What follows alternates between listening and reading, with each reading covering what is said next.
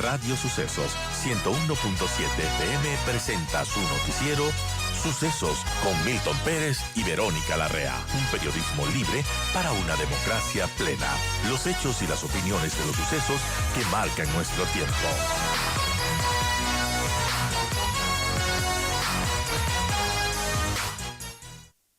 Y tenemos ya a nuestra primera invitada para conversar justamente sobre ello, sobre este juicio político, sobre esta situación política y qué nos depara el futuro tan incierto, qué escenarios se alzan posibles. Gracias a doña Patricia Estupiñán por estar con nosotros. Bienvenida al espacio de Radio Sucesos. Y bueno, usted, imagino que estuvo siguiendo todo lo ocurrido ayer en la Asamblea. ¿Cómo ve todo esto? Bien, se dice que hasta el día de la votación, en este caso en el juicio político, nada está dicho, pero ¿cómo vemos esos 96 votos que otorgaron la reelección de Virgilio Saquicela? Bienvenida.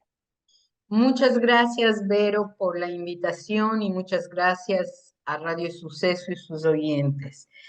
Tú apuntabas a que es un futuro incierto y esa es la realidad.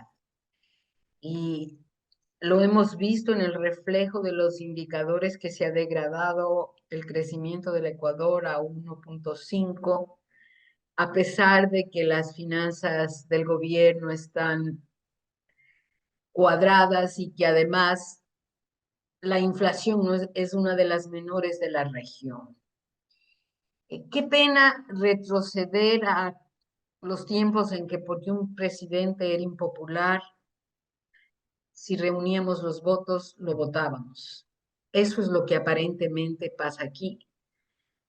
Indudablemente que Guillermo Lasso es impopular, indudablemente que ha cometido errores, principalmente porque le cayó, yo digo, este tsunami que es la violencia generalizada y que es lo que en definitiva determina su gran impopularidad, el hecho de que nos sentamos los ciudadanos indefensos.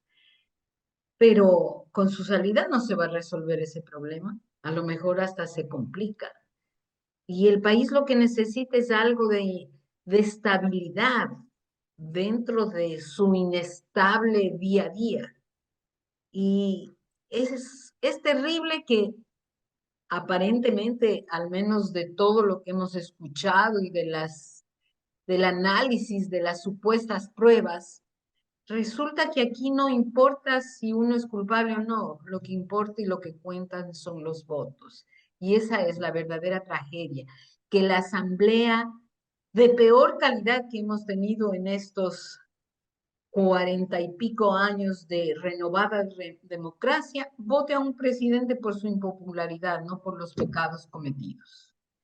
Eso es grave. ¿Cuáles son los escenarios? Bueno, unos muy optimistas dicen que como hay 96 votos, que esos votos fueron para elegir las autoridades y eso no necesariamente significa que hay los votos y que el gobierno puede conseguir los 40 que se abstengan y que con eso el gobierno estaría salvado hasta la nueva crisis, porque se la han hecho varias. Así es.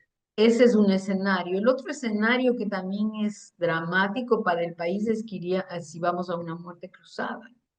¿Eso usted cree que le beneficia al país? ¿Sería una salida viable para el Ejecutivo?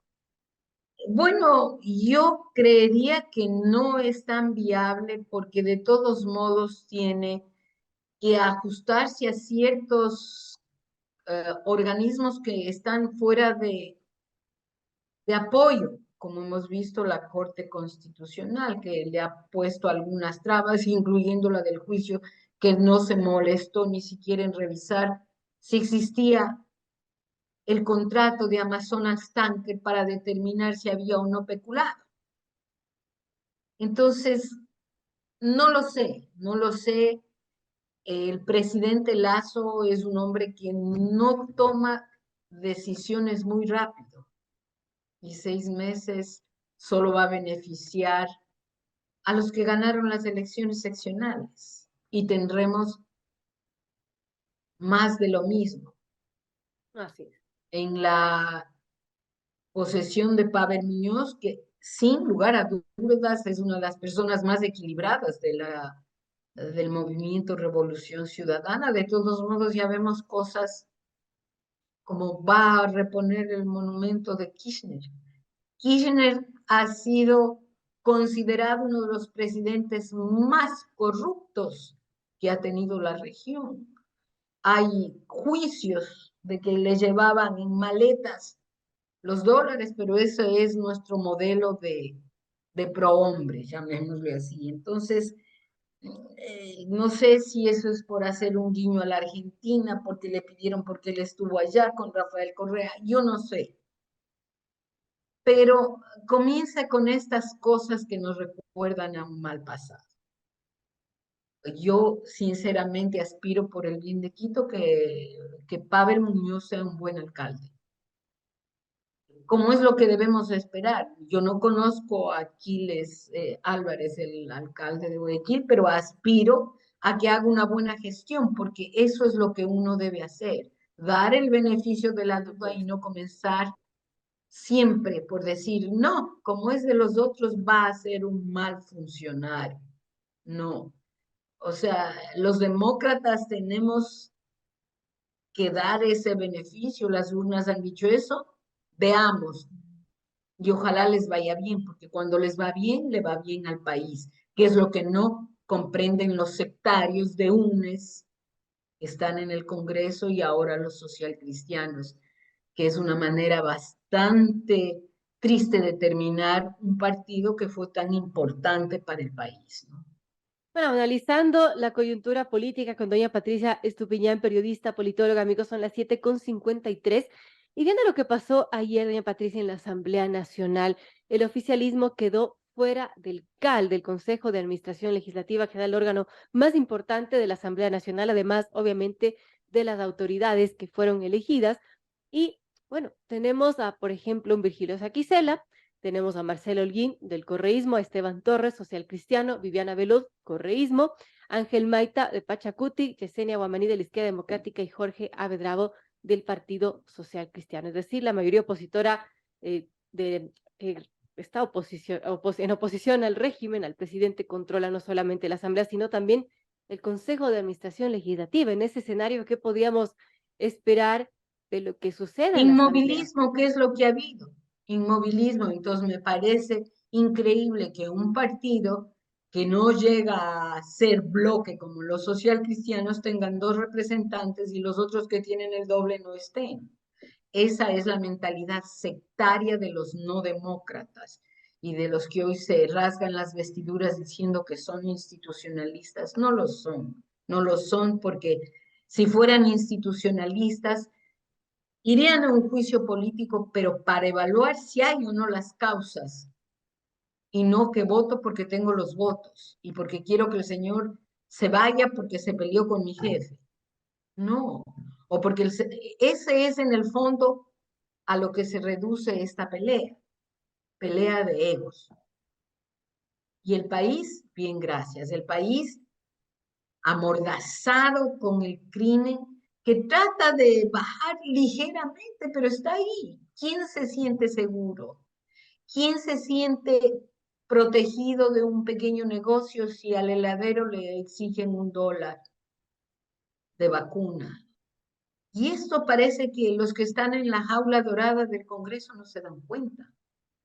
Y por eso tienen, si hubiera un mecanismo más fácil para votarlos, yo creo que los ecuatorianos les votarían en un 2x3, porque realmente son mala fe, poco éticos, ignorantes, con excepciones. Pero la masa es eso. Y bueno, El ha sido una Congreso es asamblea deplorable. realmente de las más impopulares de la historia, al menos de lo que yo recuerdo, doña Patricia. Y todo este año, desde enero, nos han tenido con este tema del posible enjuiciamiento político al presidente de la República. Parece que ese es el tema más importante para esa asamblea. Así es, porque ellos solo están en esa urna dorada cuidando su metro cuadrado de poder. Eso es todo. Y ver qué sacan. Y como no ha habido reparto ni canonjías de parte del gobierno, entonces me viro para hacerle la vida imposible. Porque esa forma de hacer política es la que le ha corrompido al país. O sea, a Lenin Moreno tuvo que dar hospitales y vimos el desastre que fue. Y este gobierno aparentemente no lo ha hecho. Y ese es el origen de sus dificultades con la Asamblea. Ahora, bueno, aparentemente no lo ha hecho, pero también ha habido denuncias del lado social cristiano que se han estado ofreciendo cargos, ¿no? Me imagino y todo, y a lo mejor es cierto, y yo me imagino que contra la pared se escogió tal vez el mal menor. No sabría cómo evaluar, pero no han repartido las aduanas como lo hicieron en una época, no han repartido como propiedad horizontal el Estado para que los congresistas estén contentos. Porque ese es el esquema que siempre ha tenido desafortunadamente nuestro sistema parlamentario, que los congresistas, en lugar de dedicarse a hacer leyes, se han dedicado a querer cogobernar desde la Asamblea.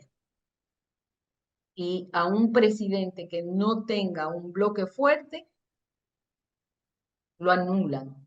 Y así es como hemos cambiado presidentes y es una pena que volvamos al mismo círculo. Y es una pena que los únicos que se queden sean los autócratas, los que les dan una patada y hacen caso omiso de la asamblea, de las leyes y punto.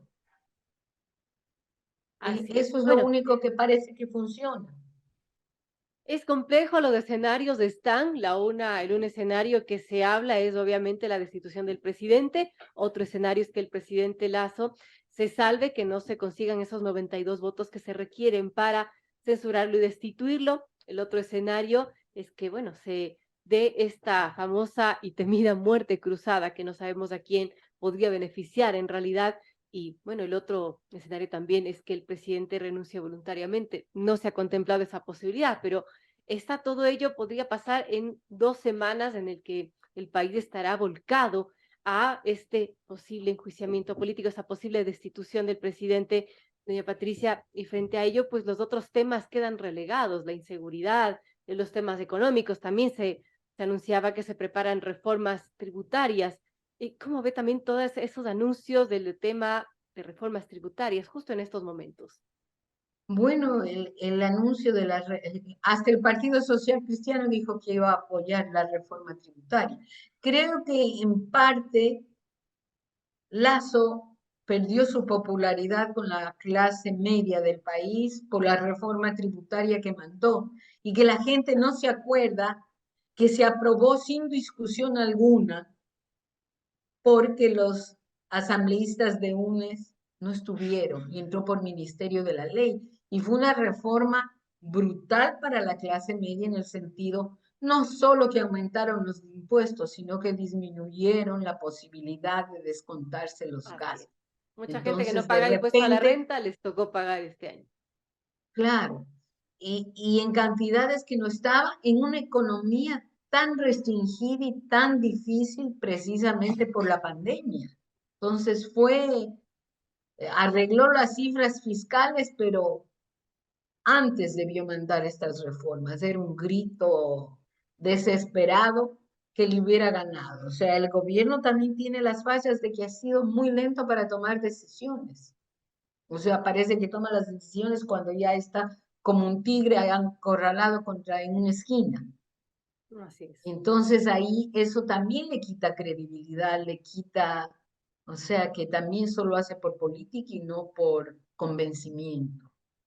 Bueno, y sobre todo pasarse en campaña diciendo que va a bajar impuestos y lo primero que hace cuando llega al poder es subir impuestos o poner más impuestos. Entonces, sí, coherencia también Claro, es lo que se necesita. es una cosa es con violín y otra con guitarra. Llegan en campaña ofreciendo tantas cosas y la caja está vacía, ¿qué tiene que hacer?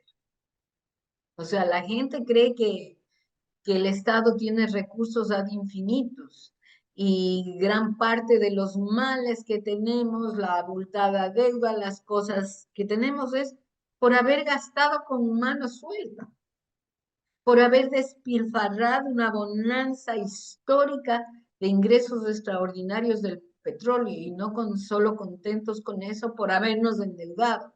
y además haber dejado tantas obras tan mal hechas. O Bueno, sea, tanto que tenemos, se puede conversar. Amigos, son las 8:01, conversamos con Patricia Estupiñán, periodista, politóloga. Y doña Patricia, usted que ha seguido todo este tema político muy de cerca, en lo personal, ¿cuál es su pálpito de lo que va a ocurrir con este juicio político al presidente? yo creo que no va a que van a censurarlo y que entrará el doctor Borrero probablemente y nos enfrentaremos a una nueva incógnita porque de él sabemos poco. Y Muy será, si complejo. Lazo es un presidente débil a pesar de que ganó con 52% del apoyo en la segunda vuelta electoral, ¿qué sabemos del doctor Cordero? ¿Le harán otra vez un rehén? Eso es lo más probable, eso es lo que ellos quieren para acomodarse sus fichas, hacer el reparto del CNE y todas las cosas como están. Es un escenario bastante complejo y Borrero ha dicho pues que si le toca asumir este reto, lo hará. Veamos qué pasa en estas 2 semanas en las que se define si es que se va o no el presidente de la República, que no es algo menor y también sería un hecho inédito desde que tiene vida esta Constitución de 2008. Gracias a Patricia Estupiñán por estar con nosotros. Y bueno, como todo es incierto, estaremos pendientes de lo que vaya sucediendo con todo este proceso. Gracias, Patricia. Muchas gracias, Verónica, y muchas gracias a Radio Suceso y a los radioescuchas.